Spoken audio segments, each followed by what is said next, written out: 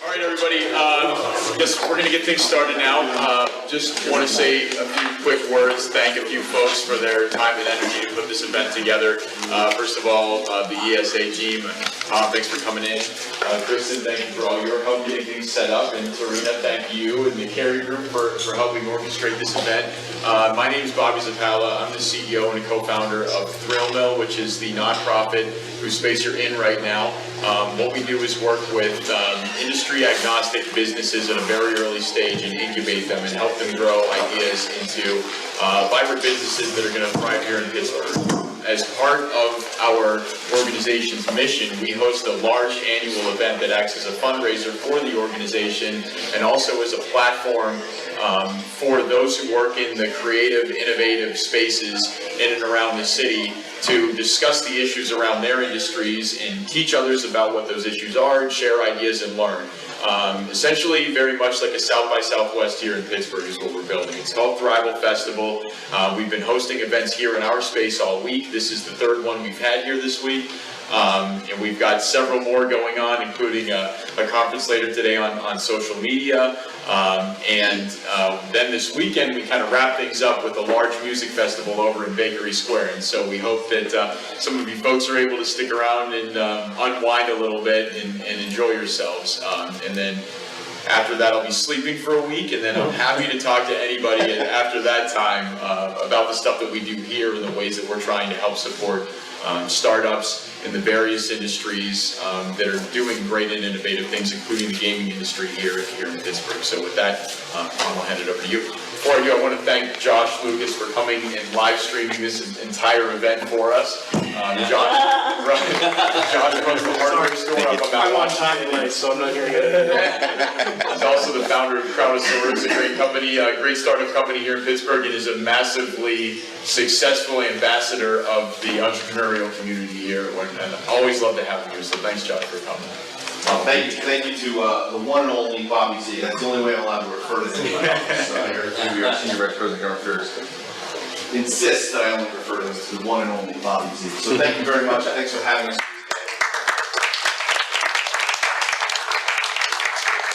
So my name is Tom Foulkes. I'm the Vice President of State Government Affairs for the Entertainment Software Association, and I'm going to moderate the discussion today. But before I do that, why don't we go around the room and just, if you want to go on the panel and just introduce everybody. We'll start with Charles here. Just introduce yourself. And, Charles Palmer, Executive Director for the Center of Advanced Entertainment and Learning Technology from Harrisburg University.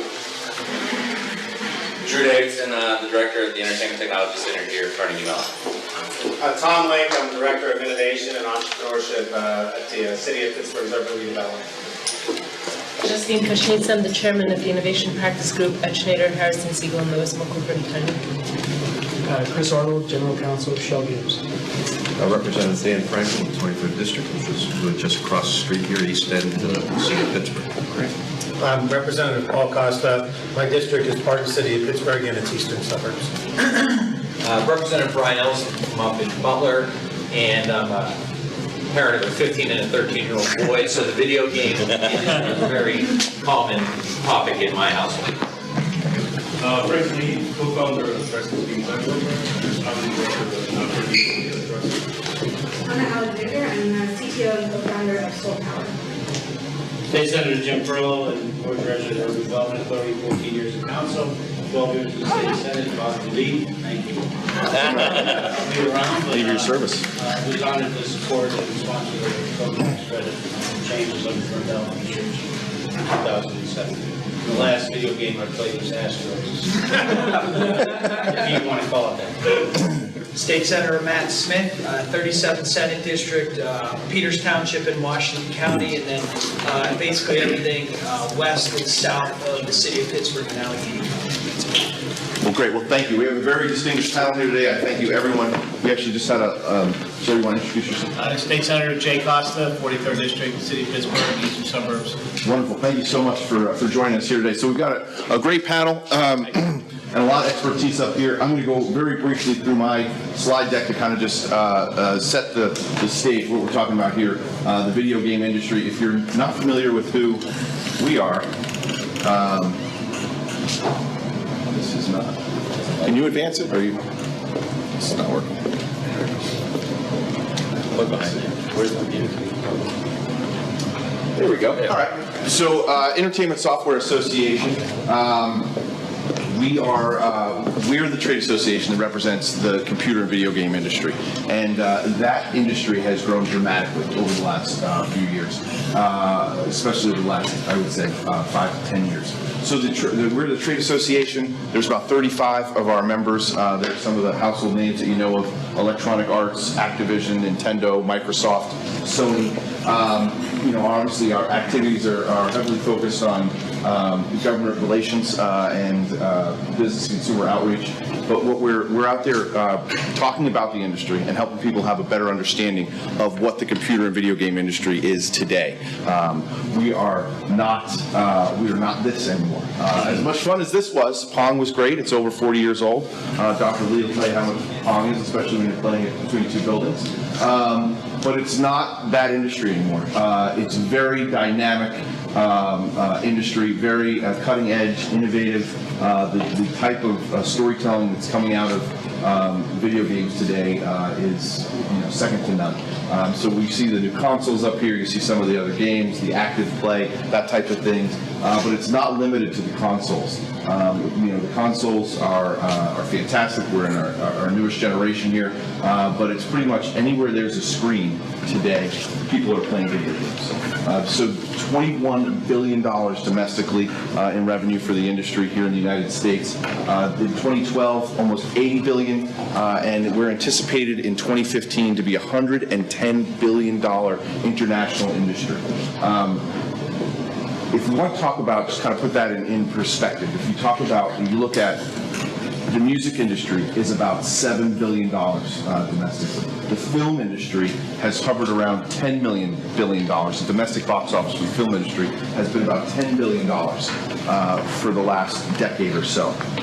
You combine both of those, they're still smaller than the domestic computer and video game industry today. So, and those demographics have shifted dramatically over the years. Everyone has heard about the acquisition of Twitch. You might not have known what Twitch was before the $1 billion acquisition, but now you do. And 4 years ago it didn't exist. Twitch is for people to watch video games. And you can see here, number 4 here on as far as traffic on the internet for people being engaged in that. This is one of my favorite ones. If you take, is the people that are watched the League of Legends Season 3, the World Championship broadcast. It had more viewers than Breaking Bad, 24, and Sopranos combined. That's a lot of eyeballs. So this is a big, broad industry. So we're just losing battery here, but okay, so no longer a niche industry. We can see how much we've grown here in these 12 years, and it's because of what I said earlier, the change, the shift in, there's more women today playing video games than there are teenage boys. You heard that right. There are more women today playing video games than there are teenage boys. That's because of mobile play. That's because of tablets. That's what we're seeing. We're seeing that shift, and we're seeing the industry is not waiting for that to happen. The industry is there already. It's an innovative, fast-moving, fast-paced industry that is skating to where the puck is, not where they think they're going. They're anticipating what customers want next, and they're going there first. And so that's how we're seeing that growth, and we're sustaining that growth. Just some more stats here about the ages and the shifts in demographics. I think I've covered that pretty well, though. We're looking here at the breakdown. As you see, the dark blue is video games. That would constitute, console. That would be consoles, and you're seeing that shrink a little, but you're actually seeing the other delivery formats, would be tablet and mobile and things like that, is actually surpassing that and is making up for any lost ground there. So we're seeing, as I just mentioned, so some some big titles. Again, everyone's heard of the Grand Theft Auto making $1 billion in 3 days.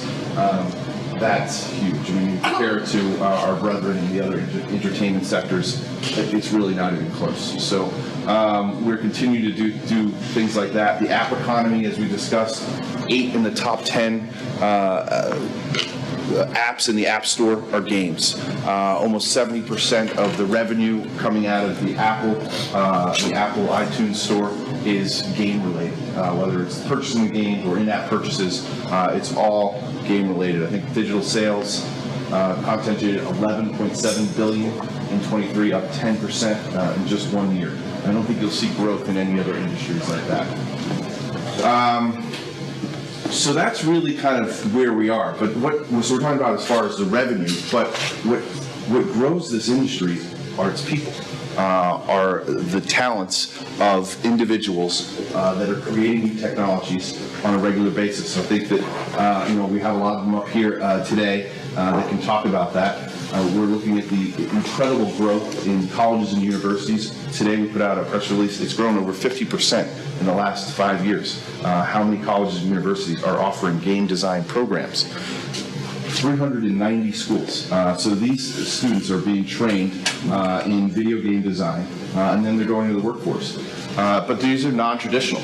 They're not going to just wait on the sidelines and wait for someone to pick them up. They're going to create their own. They're going to create their own business. They're going to create their own jobs. They're going to make a position for themselves because they want to do something. They want to push the limits like that. And so that's what we're seeing. You're seeing that here in Pittsburgh. You're seeing that in communities all around the country. So we actually just created the Higher Education Video Game Association. We helped create that, HEGVA, and it talks about all those colleges and universities are listed here. Some here based in Pennsylvania, some represented here on the panel. But these are all working together to talk about these issues, to enhance their video game design programs, and help tell a better story about the industry, and so people have a better understanding and appreciation of the value of the industry. Here's a great map here. You can see Pennsylvania on the East Coast, one of the top states there for not only for the educational aspect, but also for video game design. 17 companies here, located 7 of Pennsylvania's 18 congressional districts have a video game presence. So that's pretty diverse. There are obviously concentrations in Philadelphia and Pittsburgh. Annual average compensation is $85,000 for video game developers in the state, 25 colleges and universities. So that brings us to competition. So these jobs, as we've described, and these students coming out of these colleges are highly sought after. These are people that you want to work in your industry. These are people that you want to pay taxes in your state. 21 states and Puerto Rico actually are competing for these jobs right now. They have incentives to bring these jobs into their state. And I'll tell you, not all 21 of those states are really that competitive. There are clusters where people are working. Florida, Texas. Texas has grown its video game development substantially over the last 5 years. And one of the direct reasons for that is for their incentive program. Their incentive program is it's called the Texas Moving Image Industry Incentive Program. It's about the more you spend, the more the incentive is, and it's pretty much on a direct spend linked to those employees, that talent that has helped driving that innovation. You're bringing them, possibly to Texas or to Florida or wherever else, and once the job is complete, then they get a rebate. They get an incentive for that, for the amount of money that they spent on salary there. But what we're seeing is that it is actually providing even further. So we'll look here, return on the investment for the state. That's what the legislators are going to look at when they look at anything like a film tax credit. What is the state going to benefit from there? And what we've seen in for every dollar spent over the course of this program in Texas, the state is benefiting by $11.41. So that's a pretty good investment there. So they're saying that the industry is spending significantly more than it's taking in from this incentive. So video games received grants of $21 million, and the video game companies in Texas alone during this period spent $245 million. And that benefits all communities where they're based. That benefits the state. That benefits everybody. So it's an incredible program. Texas is a great success story. There's plenty of others out there. Florida, New York is looking at a similar incentive now. Other states, Illinois, where they already have a video game community that is growing, and they're looking to enhance it and capitalize off of that. I've spoken far too long. I think there's a lot smarter people on this panel that have a lot more things to say. But is there anything in particular? Are there any questions? I think it'd be interesting that we kind of had a conversation offline, but I think there's so many experts here. But gaming, I think, in sort of, at least in my mind, I'd imagine lots of folks' minds is video games.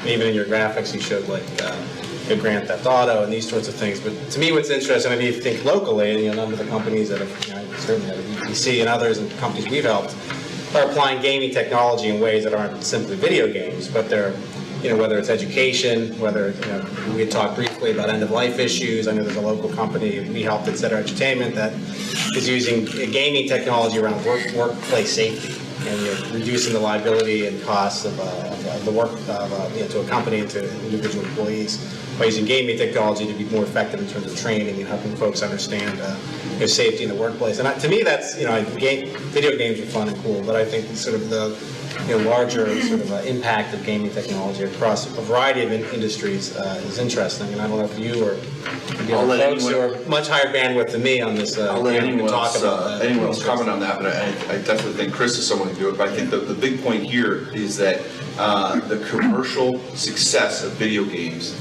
allows for that innovation to continue. And that's where, kind of plays into it. So the commercial success of it gives it the resources where the innovation keeps growing and the people are pushing the edges there. Chris? No, absolutely. I mean, it's an entry point, right? So when people get used to interacting with something in a digital format, then that's an expectation, and they like to have that engagement. And whenever you talk about platforms, really you're talking about the traditional game console, but now it's widespread. So every real thing that you're interacting with is a potential platform. And to the extent that you can make it interesting and engaging and captivate someone, you can do all sorts of goods. And I know my studio is very much focused on what we call transformational games. The idea that by interacting and engaging with a certain process that you can have a meaningful and positive impact on someone's life. So this is just one little slice of it. So whenever we talk about the gaming industry, it's a big tent. And by encouraging people to engage in this industry here in the state of Pennsylvania, you're really benefiting not just entrepreneurs, but you're benefiting the society at large, and that's something I think is pretty important whenever you're considering putting stimulation into a particular industry. That this is very broad and is far-reaching. Great. I have a question. Please.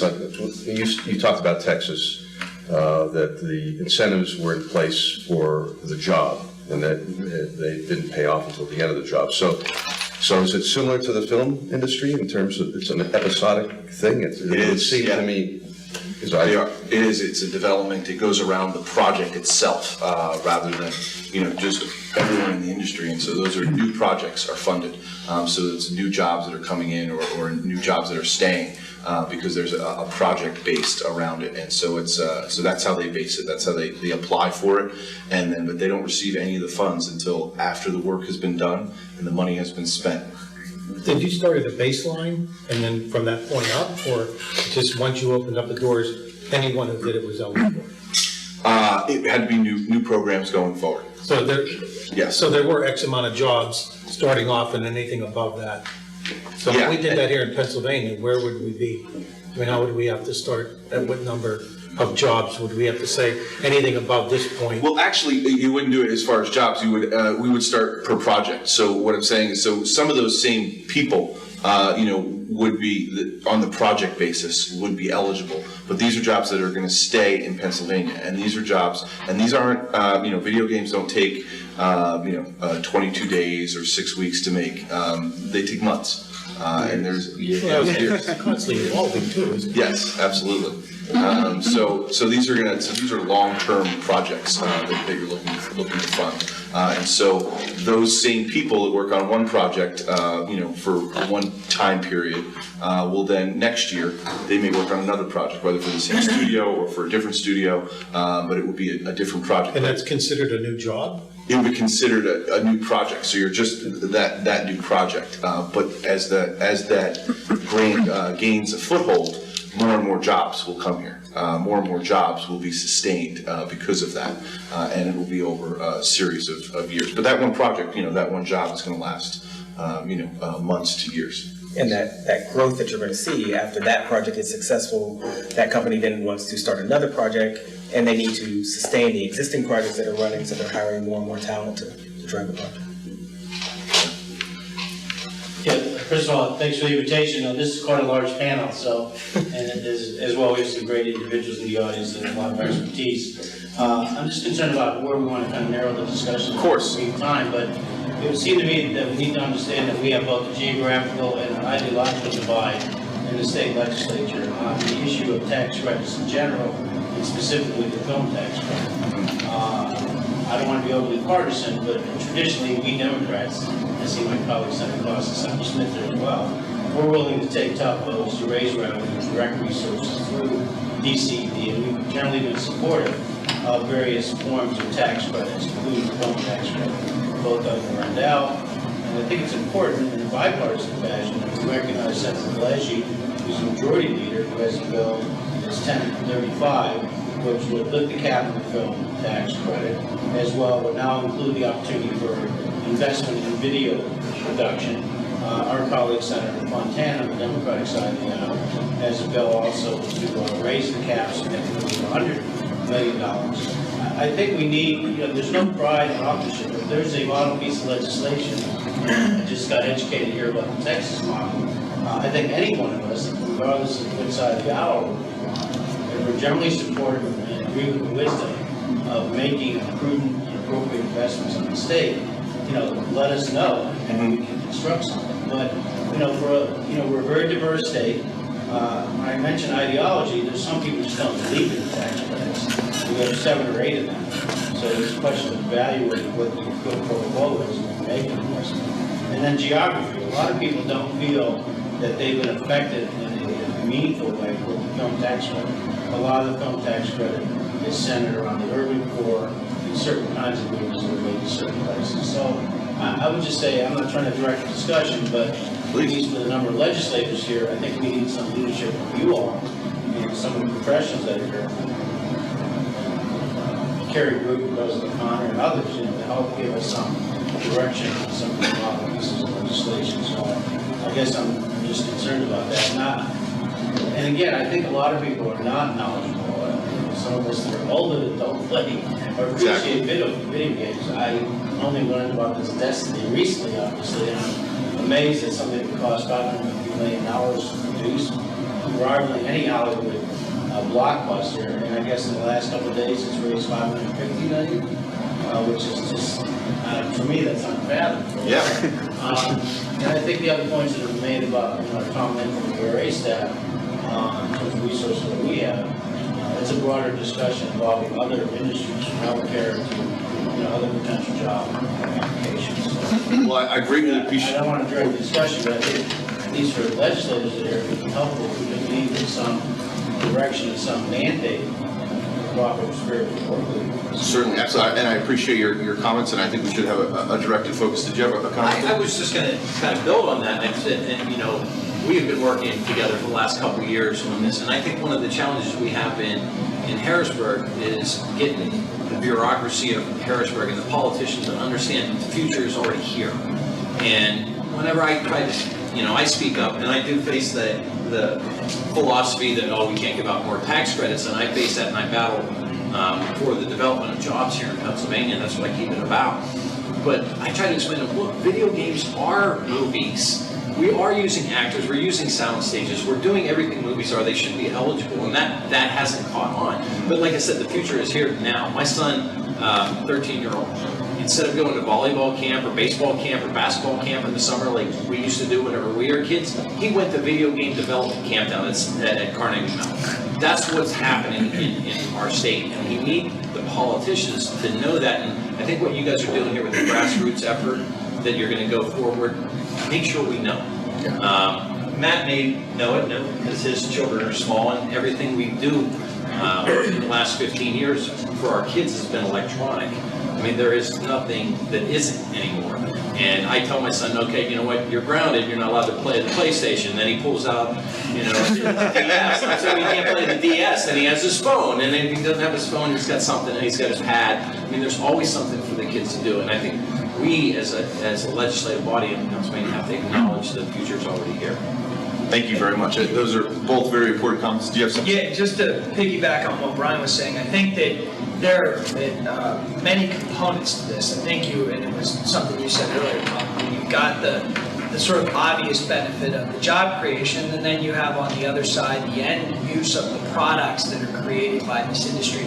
Education, particularly in the realm of special education in our schools, and the ability that video games and other means of video communication can reach students in a way that maybe the regular classroom instruction might not be able to.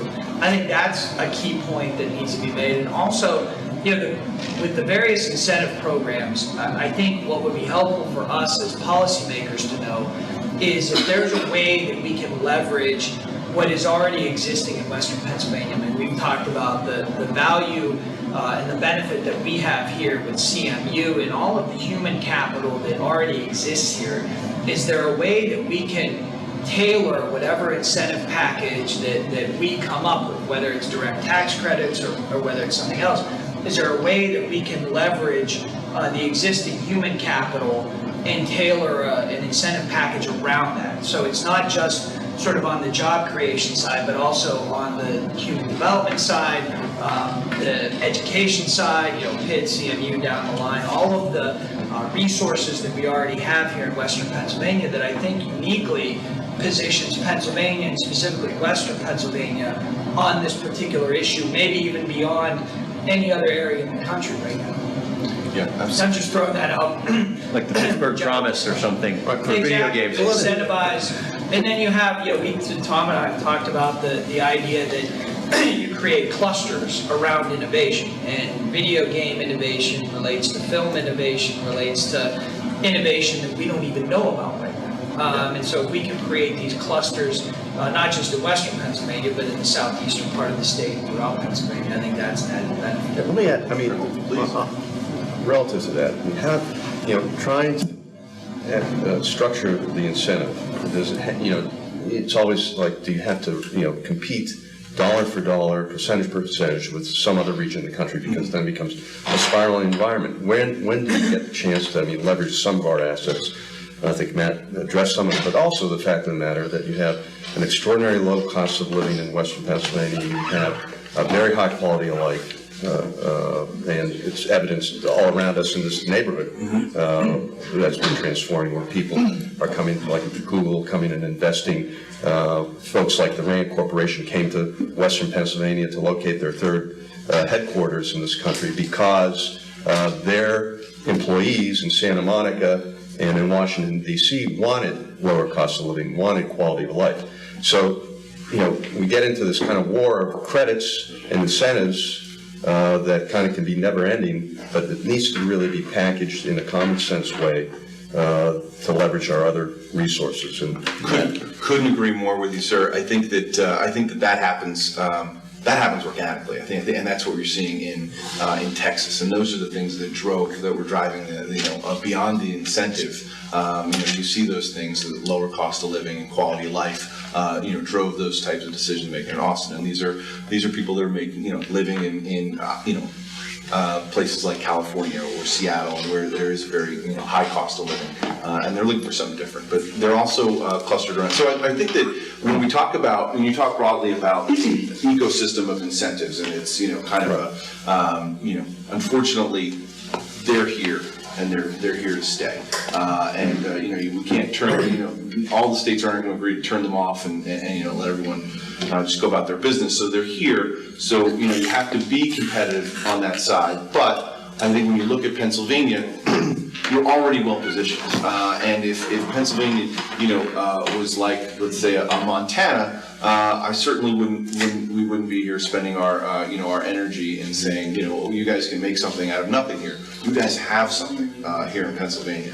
And I think that it's the discussion of just recognizing that and looking at ways in which you can, like everyone has said here, looking at ways where you can specifically help give that industry or that this community a leg up. I think there are any other topics that, I think the incentive program is incredibly valuable. I think what else I want to get to is kind of everyone, especially elected officials, have a better understanding and appreciation of the value of. Have you produced a specific economic development analysis or report that kind of comprehensively approaches the diversity of the subjects, including the sentence in this comments? Yeah. Is there a document that talks about the other state? Do you have Where the other states, a number of these states where they, one of the things that go in with some of these incentives is that they have to report on the spending and where it goes and how it benefits the state and things like that. So Texas has got a great economic analysis. I was just wondering, at your coalition, the congressional. Here in Pennsylvania. Have you produced a document that can be provided to legislators,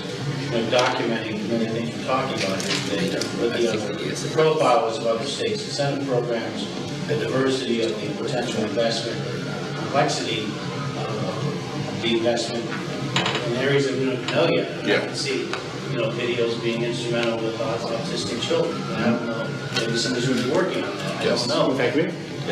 Okay, well, I didn't know that. So,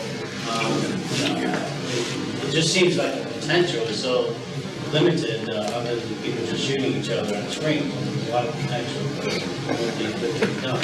So one of the big, area that's growing is games for all.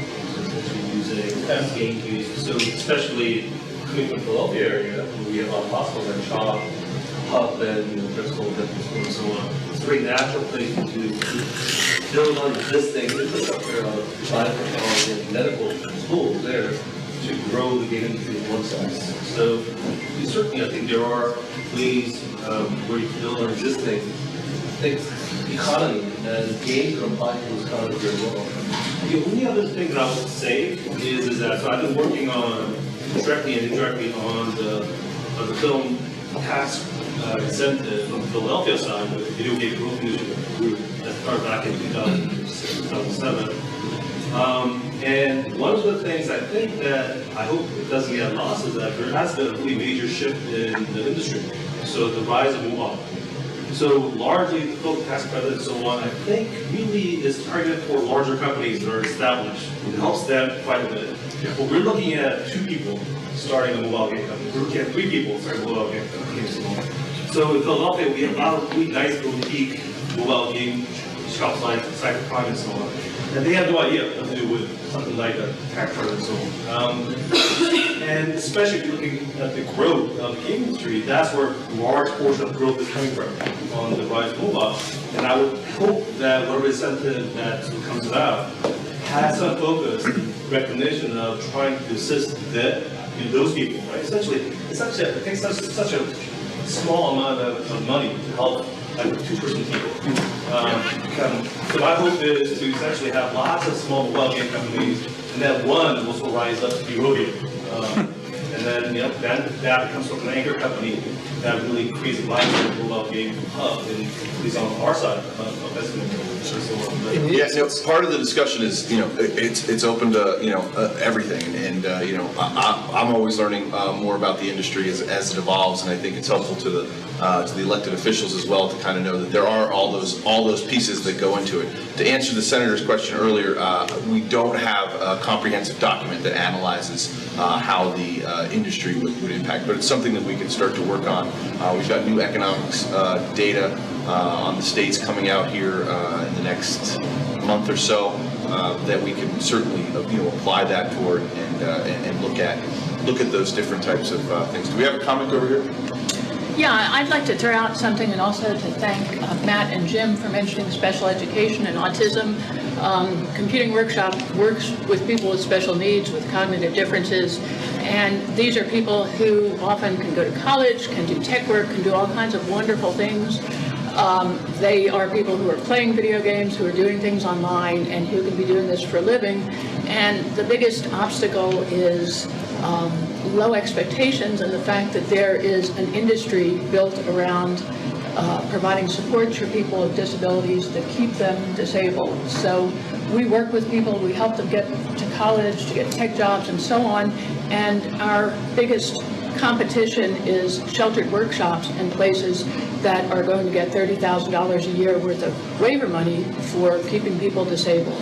So in this sense, it's not that the money isn't there, it's that it's being spent sometimes in stupid ways, and you know, everyone should get to do what they want to do, and a lot of people don't want to work in a sheltered workshop. They want to make video games or make the next Facebook,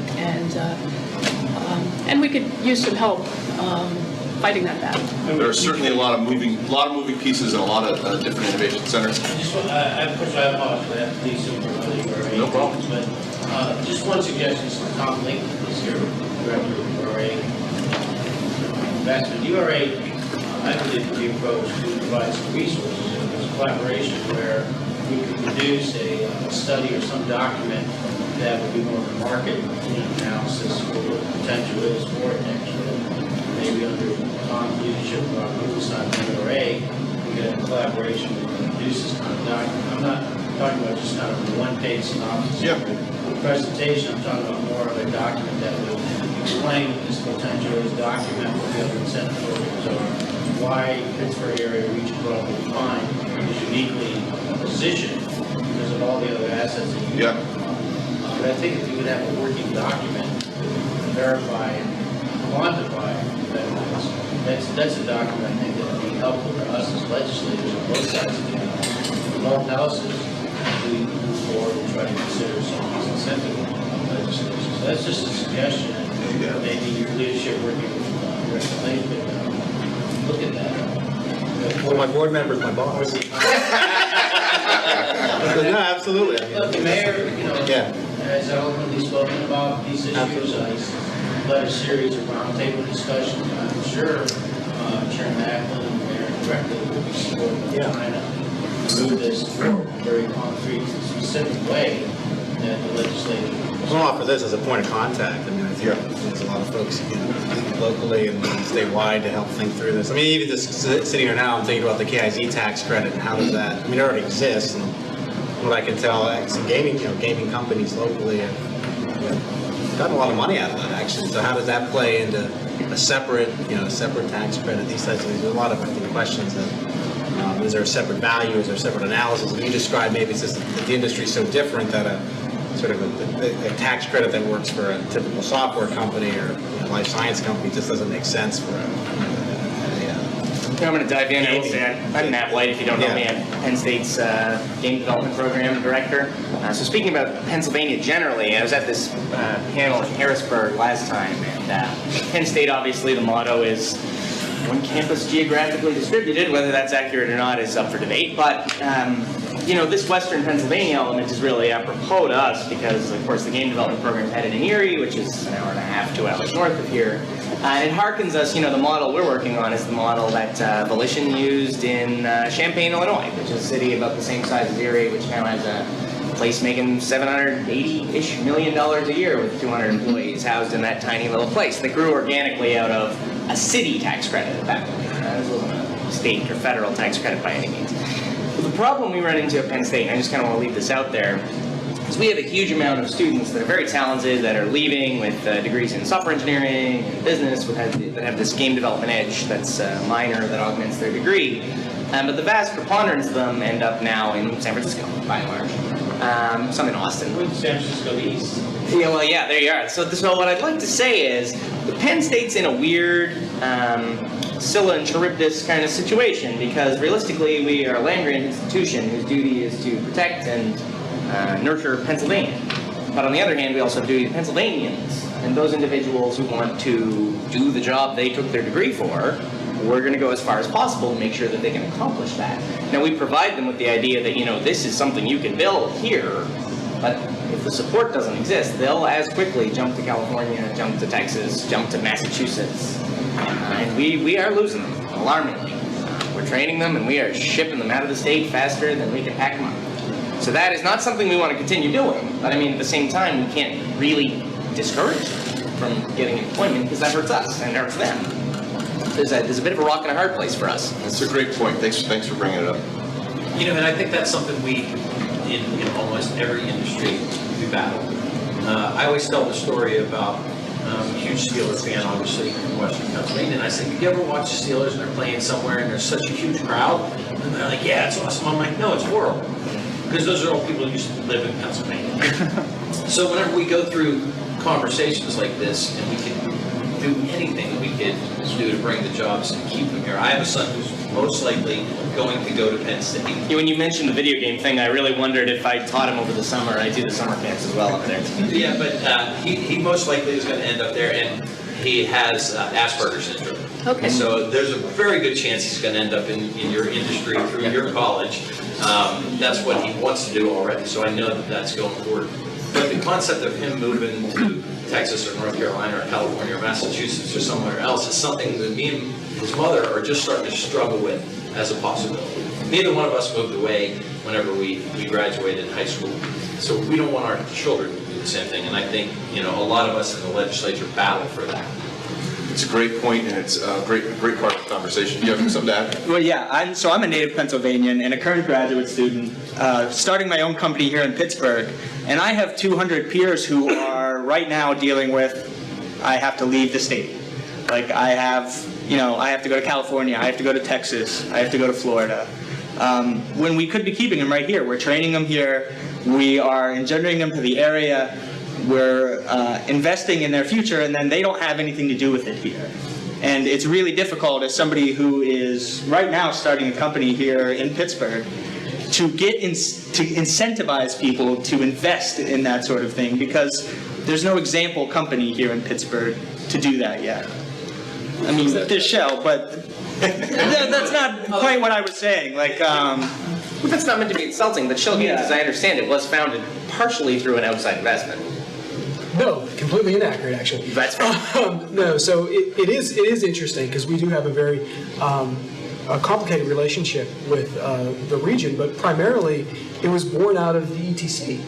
And that's why we're so uniquely positioned, I think, in Western Pennsylvania, and Drexel's the same way operating on the other side of the state, that we have this liquid talent. We have these people that are being trained and have expertise and sometimes very esoteric skills that other states would die for. Like you said, there's 21 states with a tax credit or some incentive, but not all of them are competitive. We've mentioned like 4.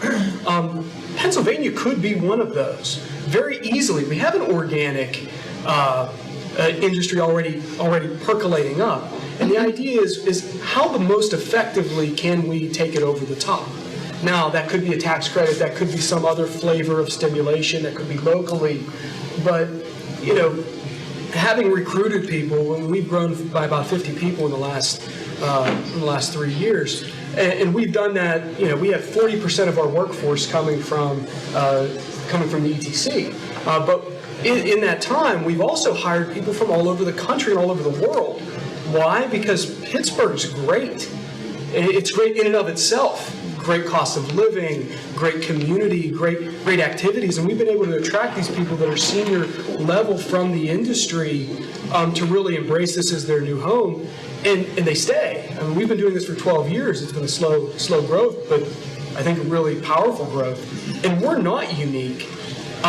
Anyone could be us going forward, and that's why I'm here to really, not necessarily for my studio, but for the industry in general, because any little bit can help. I mean, if you fund little mobile game companies, those game companies might be great in the future, but even if they're not, that's training talent and keeping it here so that an EA, whenever they're evaluating whether to come to a state, says, oh yeah, well the hiring costs are going to be less because we have that expertise here. So, sorry, I blathered for a bit. How is Pennsylvania viewed by the industry and individuals who are in college or a graduate program and are thinking about getting into the industry or starting their own company? How is Pennsylvania viewed? Is it viewed as a welcoming state, notwithstanding the lack of incentives, or is it viewed as a state where you might have to take your knowledge to Austin or to California or to someplace else. Just throwing that out. My students graduate with the understanding that for now, they have to leave.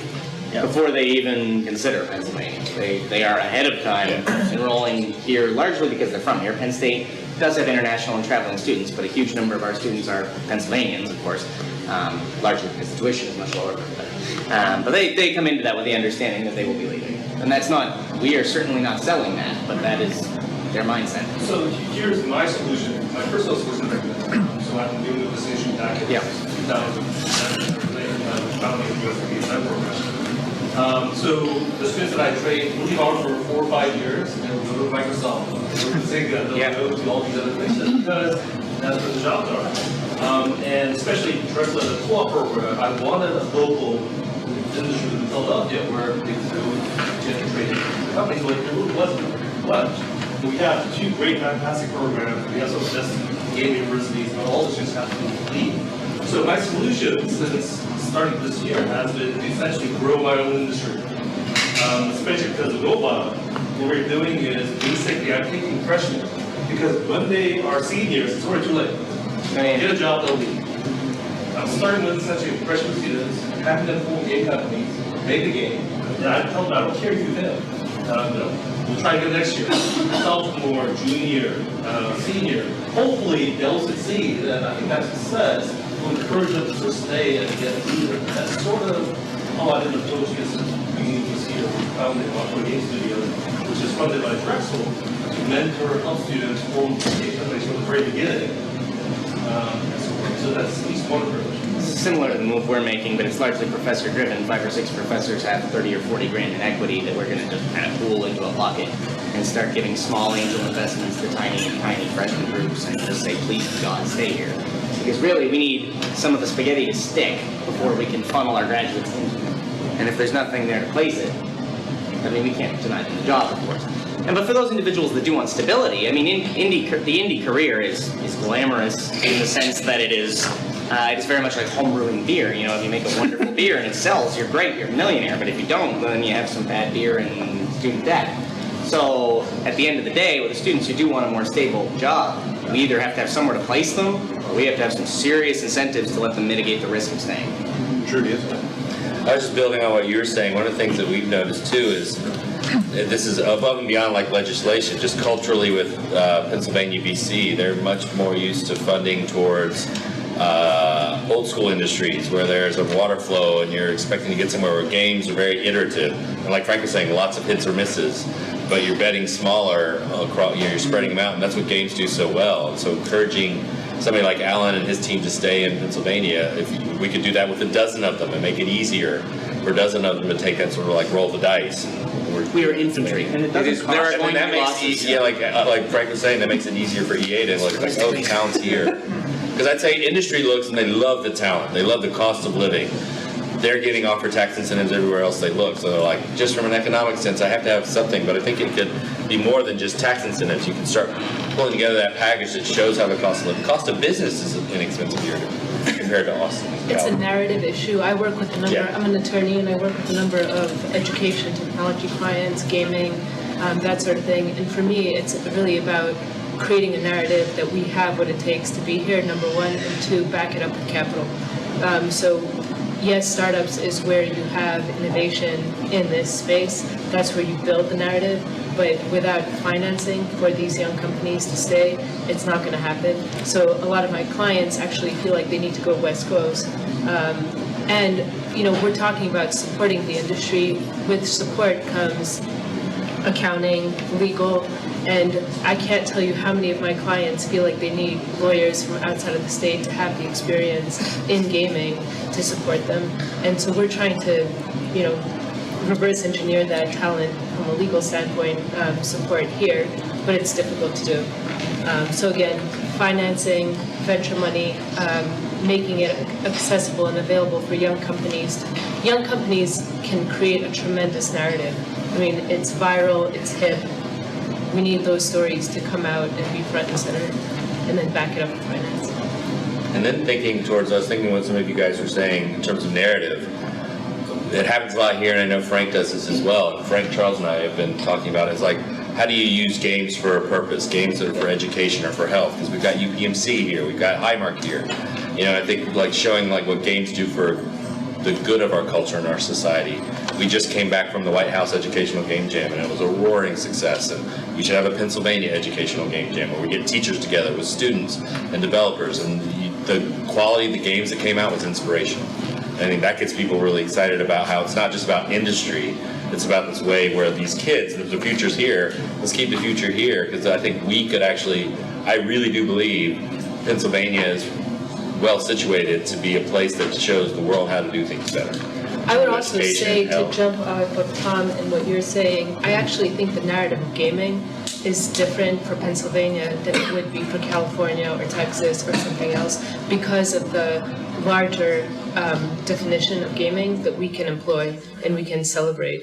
And I would say things like education, technology, things like gaming for health, gaming for a better social purpose, those things to me are something that Pennsylvania can uniquely kind of carve a narrative around that we could outcompete.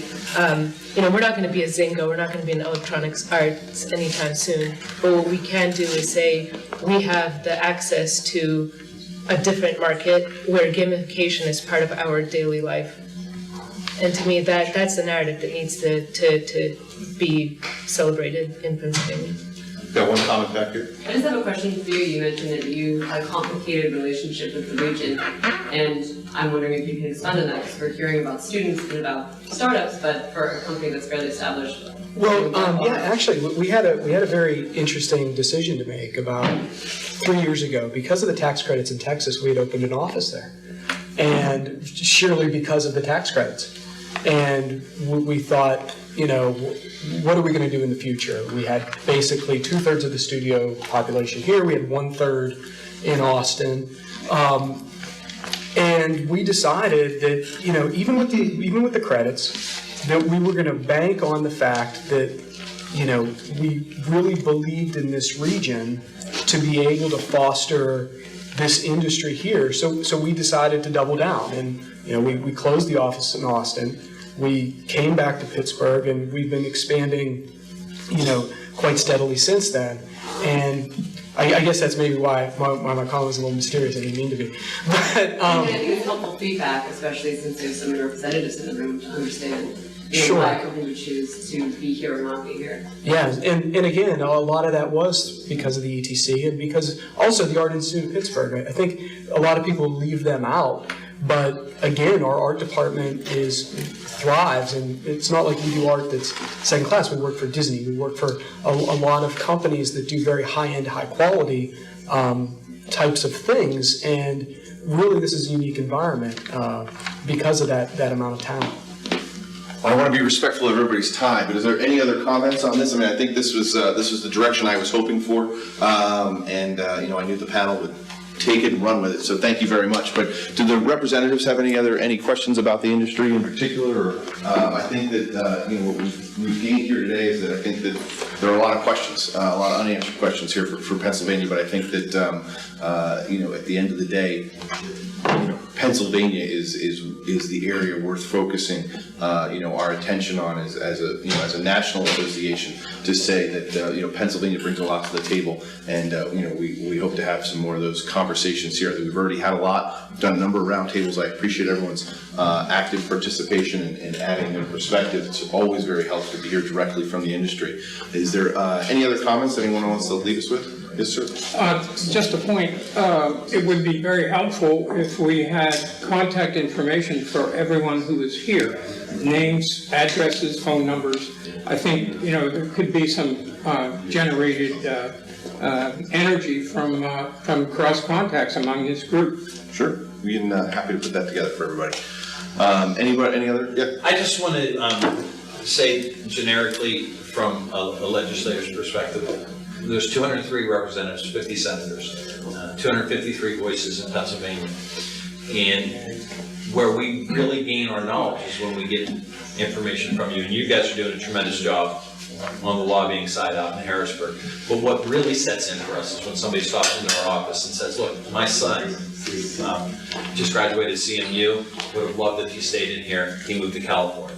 then it becomes personal for us and it's more real, the things that are happening and the things that need to happen to make Pennsylvania better. So the people with the contacts with their legislators that make that routine visit to them, to let them know change needs to happen, are the ones most likely to get change. So that's why I said earlier when I complimented you on starting a huge grassroots movement, let them know, and not just state, county officials, everybody, be civically engaged, be involved in the community, and let us know what's going on. Great. I think everyone has seen the placards and the t-shirts on the chairs. That's from the Entertainment Software Association's Video Game Voters Network, and that's our industry's grassroots program.